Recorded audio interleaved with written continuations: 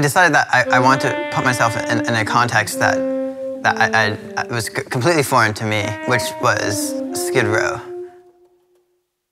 So I chose this area, and I wanted to not focus on any sort of political implication. So I decided to focus entirely on a more cerebral relationship between the relative order of Los Angeles in regards to the fact that people are driving down the street, people are walking down the street, people are more or less speaking in coherent English with some continuity to their discussions. And then the juxtaposition between that and the relative disorder and chaos of Skid Row. That being, the fact that people were lying in the middle of the streets without any regards to the cars that were coming down. People don't really abide by any sort of convention.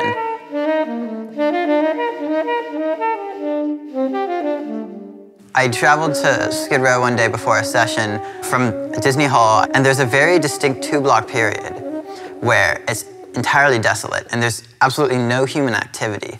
I really wanted to convey that musically. So the first half of my piece, it's tonal.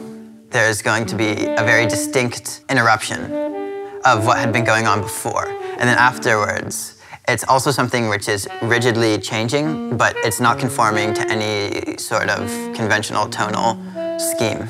Even in the short amount of time I spent there, I was in a new zone. It was almost surreal. I almost felt like I just stepped into fiction novel. I personally, in art, love things that kind of challenge my perception and present a new way of looking at things, or an entirely new sensation, an entirely new way of feeling. And it's hard to describe my trip to Skid Row as awesome because it was a very sad thing, but it was definitely artistically very inspiring.